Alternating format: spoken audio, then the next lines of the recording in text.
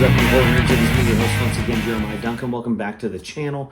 Today's review is what happens whenever somebody has a franchise and they just keep milking it.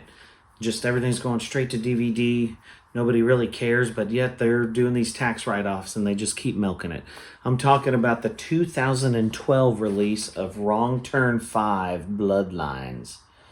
This is rated R, went straight to DVD, runs for an hour and 31 minutes.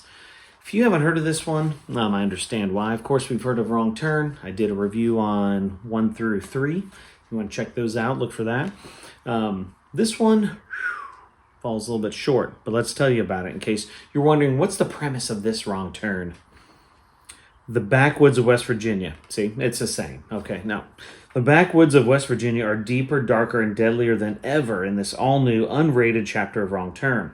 The cutting-edge terror continues when a small town hosts the legendary Mountain Man Festival on Halloween, where crowds of costume partygoers gather for a wild night of music and mischief. But a killer celebration soon gives way to a blood-soaked feeding frenzy when an inbred family of hillbilly cannibals trick and treat themselves to a group of visiting college students who are just dying for a good time. So they just keep milking this series, and what's funny is you'd think this deep in the series at number 5 that you wouldn't be able to pull any bigger names, but they did. Somehow they did. And this does feature Doug Bradley, who of course was Pinhead on Hellraiser. He plays like the dad of the inbreeding, and there is a line where he calls like some of his inbred children pinheads, and it made me audibly laugh out loud because of how ridiculous it was. But I mean, I get it. Try to make the connect, and I mean, it's a ridiculous movie, so you got to expect that stuff.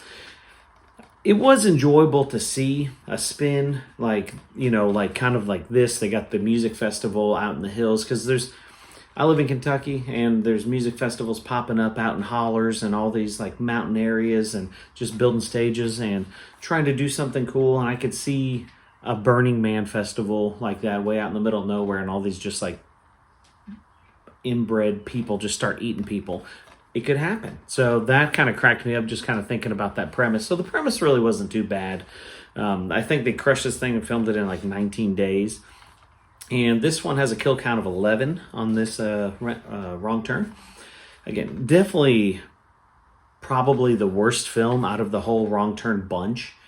You know, but it's not bad. But I think the best part of this movie for me, honestly, was probably the beginning of, it was kind of creative how they did the intro, because this girl's getting chased. She thinks it's somebody at the Mountain Man Festival dressed up, and he just takes the machete and cuts her hand off, and it just drops, and that's how it says Wrong Turn, and then it's 5, her hand just going like this.